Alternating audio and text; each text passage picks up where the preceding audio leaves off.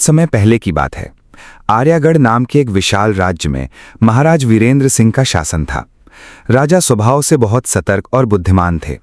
उन्हें हमेशा ये डर लगा रहता कि कहीं कोई उनके विरुद्ध षड्यंत्र तो नहीं रच रहा। इसलिए वे अक्सर साधारण कपड़े पहनकर रात के समय नगर और गांवों में घूमते, ताकि अपनी प्रजा की असली बातें सुन सकें। एक शाम राजा नगर के किनारे बने एक छोटे से घर के पास से गुजर रहे थे। तभी उन्होंने देखा कि वहां 3 बहनें अपने आंगन में बैठी बातें कर रही हैं। राजा चुपचाप दीवार के पीछे छिप गए और उनकी बातें सुनने लगे। सबसे बड़ी बहन, जिसका नाम सुरेखा था, हंसते हुए बोली, अगर मेरा विवाह राजमहल के मुख्य रसोइये से हो जाए तो मैं इतने स्वादिष्ट पकवान बनवाऊंगी कि पूरा राज्य महीनों तक उनका स्वाद याद रखेगा। दूसरी बहन चंद्रिका मुस्कुराकर बोली, और अगर मेरा विवाह महाराज के सेनापति से हो जाए तो मैं ऐसी सुगंधित मदिरा तैयार करूं कि पूरा दरबार झूम उठे।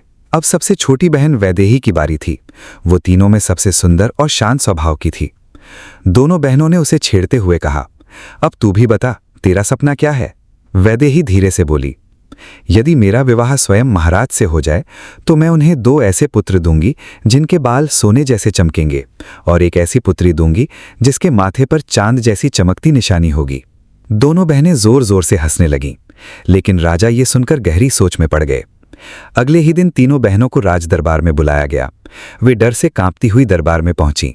राजा ने मुस्कुराकर कहा, घबराओ मत, बस सच सच बताओ कि कल रात तुम लोग क्या बातें कर रही थीं। बहनों ने पहले तो इनकार किया, लेकिन अंत में सारी बातें मान ली। तब राजा ने कहा, तुम तीनों की इच्छाएं पूरी होंगी। कुछ ही दिनों बाद सुरेखा का विवाह राज रसोइये से, चंद्रिका का विवाह सेनापति से और वैदेही का विवाह स्वयं महाराज वीरेंद्र सिंह से कर दिया गया। पूरा राज्य इस विवाह की चर्चा करने लगा। समय बीतता गया, लेकिन अब दोनों बड़ी बहनों के मन में वैदेही के लिए ईर्ष्या जन्म लेने लगी। छोटी बहन अब रानी बन चुकी थी और पूरे राज्य में उसका सम्मान था। कुछ महीनों बाद खबर फैली कि रानी वैदेही गर्भवती है। ये सुनकर दोनों बहनों की जलन और बढ़ गई। इसी बीच पड़ोसी राज्य ने आक्रमण कर दिया और राजा को युद्धभूमि में जाना पड़ा। जाते समय उन्होंने अपनी रानी से मुस्कुराकर कहा, मुझे तुम्हारे वचन पर पूरा विश्वास है। राजा के जाते ही दोनों बहनों ने षड्यंत्र रच लिया। समय आने पर रानी ने एक अत्यंत सुंदर पुत्र को जन्म दिया, जिसके बाल सचमुच सोने जैसे चमक रहे थे। लेकिन सुरेखा और चंद्रिका उस नवजात को चुपके से उठा ले गईं और उसकी जगह एक छोटा बंदर रख दिया। बच्चे को उन्होंने एक बूढ़ी दाई को देकर नदी में फेंकवा दिया, लेकिन किस्मत को कुछ और मंजूर था। नदी में बहती टोकरी को एक बूढ़े मछुआरे हरिदास ने देख लिया। उसने बच्चे को बचाकर अपनी पत्नी के साथ पालने का निर्णय लिया। उधर युद्धभूमि में राजा को खबर भेजी गई कि रानी ने एक बंदर को जन्म दिया है। राजा दुखी जरूर हुए, लेकिन उन्होंने आदेश दिया कि रानी की देखभाल में कोई कमी न रहे। कुछ समय बाद रानी फिर गर्भवती हुई। इस बार भी उसने सुनहरे बालों वाले पुत्र को जन्म दिया, लेकिन बहनों ने फिर वही छल किया और बच्चे को नदी में बहा दिया। संयोग से इस बार भी हरिदास ने उस बच्चे को बचा लिया। तीसरी बार रानी ने एक सुंदर कन्या को जन्म दिया, जिसके माथे पर चमकता हुआ चांद जैसा निशान था। अब दोनों बहनों को पूरा विश्वास हो गया कि वैदेही का वचन सच था। डर और ईर्ष्या में उन्होंने उस बच्ची को भी नदी में बहा दिया और उसकी जगह एक बीमार पिल्ला रख दिया। इस बार जब राजा को समाचार मिला तो उनका धैर्य टूट गया। उन्होंने क्रोध में आदेश दिया कि रानी को महल से दूर कर दिया जाए। दोनों बहनों ने वैदेही को महल के एक अंधेरे तहखाने में बंद करवा दिया। वहां सिर्फ एक छोटी सी खिड़की छोड़ी गई, जिससे उसे थोड़ी हवा और रोज एक सूखी रोटी मिलती थी। धीरे धीरे राज्य से रानी का नाम तक मिटा दिया गया। उधर हरिदास और उसकी पत्नी ने तीनों बच्चों को बड़े प्रेम से पाला। समय बीतने के साथ वो तीनों बड़े होकर अद्भुत सुंदर और तेजस्वी युवक युवती बने। उनके बाल सूर्य की तरह चमकते थे, इसलिए वो हमेशा सिर ढक कर रखते। हरिदास धीरे धीरे धनवान हो गया और उसने राजा के महल के पास ही एक भव्य भवन बनवा दिया, जहां तीनों बच्चे रहने लगे। एक दिन राजा की नजर उन तीनों पर पड़ी। उन्हें देखते ही राजा के मन में अजीब सा अपनापन जाग उठा। वे अक्सर उनके बगीचे में आने लगे। जब ये बात सुरेखा और चंद्रिका को पता चली तो उनके होश उड़ गए। उन्हें डर था कि कहीं सच्चाई सामने ना आ जाए। वे तुरंत उसी बूढ़ी दाई के पास पहुंची और उससे पूछा, सच बता, क्या वे बच्चे सचमुच मर गए थे? दाई घबरा कर बोली, मैंने तो उन्हें नदी में बहा दिया था, लेकिन शायद किस्मत ने उन्हें बचा लिया। अब दोनों बहनों ने बच्चों को रास्ते से हटाने की नई योजना बनाई। एक दिन बूढ़ी दाई भिखारिन बनकर उन तीनों के महल पहुंची। तभी सबसे छोटी बहन, जिसका नाम अब आर्या था, बगीचे में घूम रही थी। वो गर्व से बोली, हमारे बगीचे में दुनिया की हर सुंदर चीज मौजूद है। बूढ़ी औरत हंसकर बोली, नहीं बेटी, तुम्हारे बगीचे में अभी सबसे अनोखी चीज की कमी है। आर्या उत्सुक होकर पूछा, वो क्या? दाई धीरे से बोली, नाचता हुआ जादुई फव्वारा, जिसकी बूंदें संगीत पर थिरकती हैं। इतना कहकर वो गायब हो गई। अब आर्या उसी फव्वारे के लिए बेचैन रहने लगी। जब उसके दोनों भाई लौटे तो उसने उसे रोते देखा। बहुत पूछने पर उसने सारी बात बता दी। बड़ा भाई आदित्य मुस्कुराकर बोला, बस इतनी सी बात, मैं अभी उस जादुई फव्वारे को खोजने निकलता हूं। ये कहकर उसने अपनी अंगूठी उतारी और बहन को देते हुए कहा, अगर इस अंगूठी का हीरा काला पड़ जाए तो समझ लेना कि मैं किसी मुसीबत में हूं। इतना कहकर आदित्य घोड़े पर सवार हुआ और दूर अज्ञात रास्तों की ओर निकल पड़ा। बहुत लंबा सफर तय करने के बाद उसे जंगल के बीच एक रहस्यमयी साधु दिखाई दिया। साधु ने उसकी ओर देखकर पूछा, बेटा, इस वीराने में कहां जा रहे हो? नाचते पानी के फव्वारे की तलाश है, आर्यमान ने ऋषि से कहा। ऋषि गंभीर स्वर में बोले, बेटा, तुम मौत के मुंह में जा रहे हो। शायद तुम्हें वहां के खतरों का अंदाजा नहीं है। लेकिन आर्यमान ने दृढ़ता से कहा, खतरा चाहे कितना भी बड़ा क्यों ना हो, मैं अपनी बहन राजनंदिनी के लिए वो फव्वारा लेकर ही लौटूंगा। ऋषि ने सामने खड़े विशाल पर्वत की ओर इशारा करते हुए कहा, ध्यान से सुनो, उस पर्वत के ऊपर एक मायावी महल है। उसके मुख्य द्वार पर 4 भयानक दैत्य तलवारें लिए पहरा देते हैं। अगर उनकी आंखें बंद हों तो आगे मत बढ़ना, उनकी आंखें खुली हों तभी भीतर जाना। अंदर पहुंचने पर तुम्हें 4 विशाल शेर दिखाई देंगे। वहां भी यही नियम याद रखना, जब उनकी आंखें खुली हों तभी आगे बढ़ना। उन सबके पार तुम्हें नाचते पानी का जादुई फव्वारा मिलेगा। आर्यमान ने ऋषि के चरण छुए और घोड़े पर सवार होकर पर्वत की ओर चल पड़ा। लंबी यात्रा के बाद वो महल तक पहुंच गया। वहां 4 दैत्य पहरा दे रहे थे। उसने धैर्यपूर्वक सही समय का इंतजार किया। जैसे ही दैत्यों की आंखें खुली, वो तेजी से भीतर घुस गया। आगे 4 विशाल शेर बैठे थे। आर्यमान ने साहस और बुद्धिमानी से उनका भी सामना किया और सही समय देखकर आगे बढ़ गया। युवराज जब ऋषि के पास पहुंचा तो उसने हाथ जोड़कर कहा, मुझे संगीत गाने वाले पेड़ की तलाश है।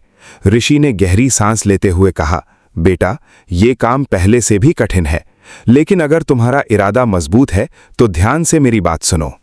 ऋषि ने उसे वही पर्वत और महल का रास्ता बताया। फिर बोले, दैत्यों और शेरों से बचने के बाद तुम एक ऐसे द्वार तक पहुंचोगे जिसकी चौखट पर एक विशाल कैंची लगी होगी।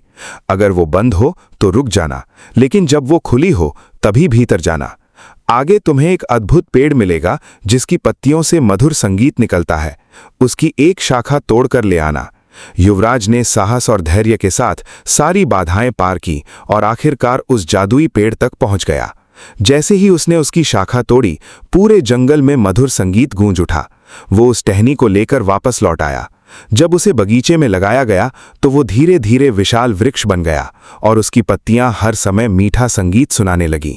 पूरा राज्य उस अद्भुत संगीत से मंत्रमुग्ध हो गया। लेकिन बूढ़ी औरत की जलन अभी खत्म नहीं हुई थी। वो फिर आई और बोली, अगर तुम्हारे बगीचे में वो अनोखी हरी चिड़िया आ जाए जो इंसानों की तरह बोलती है, तब तुम्हारा बगीचा दुनिया का सबसे अद्भुत बगीचा बन जाएगा। ये सुनते ही बड़े भाई आर्यमान ने कहा, मैं वो चिड़िया लेकर आऊंगा। वो तुरंत ऋषि के पास पहुंचा। ऋषि चिंतित होकर बोले, आज तक जो भी उस हरे पक्षी को लेने गया वो लौटकर नहीं आया। वहां संगमरमर की जो मूर्तियां दिखेंगी वे उन्हीं वीरों की हैं जो उसकी बातों में आकर पत्थर बन गए।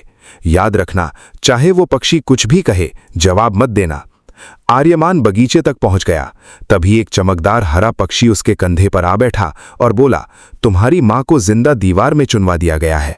ये सुनते ही आर्यमान घबराकर बोल पड़ा, क्या? और अगले ही पल वो संगमरमर की मूर्ति बन गया।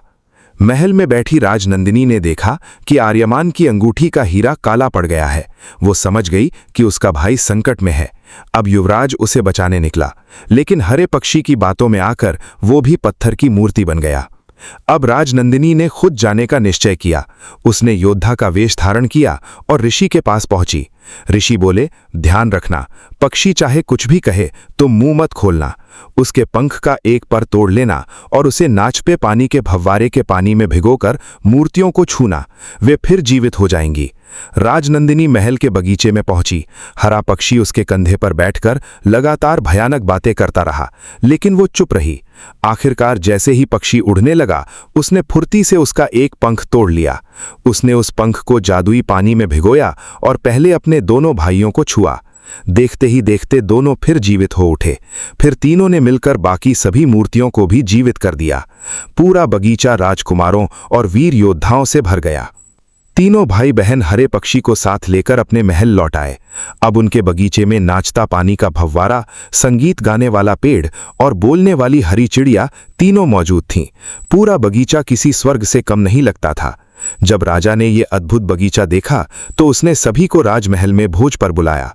भोज के दौरान हरा पक्षी अचानक बोला, अभी एक की कमी है। सब लोग हैरान रह गए। तभी तीनों भाई बहन बोले, महाराज, शायद वो रानी है जिन्हें तहखाने की दीवार में चुनवा दिया गया था। राजा ने तुरंत दीवार तोड़वाई और रानी को बाहर निकाला। वर्षों बाद अपने बच्चों को देखकर रानी की आंखों में आंसू आ गए। तब हरे पक्षी ने सारी सच्चाई सबके सामने बता दी कि राजा की दोनों सालियों और बूढ़ी दाई ने ईर्ष्या में आकर ये षड्यंत्र रचा था। सच्चाई जानकर राजा को बहुत पछतावा हुआ।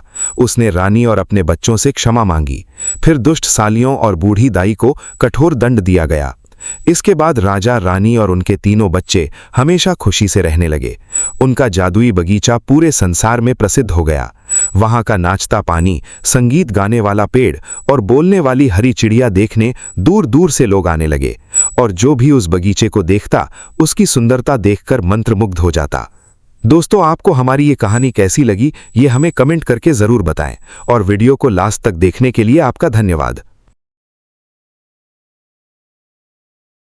मुझे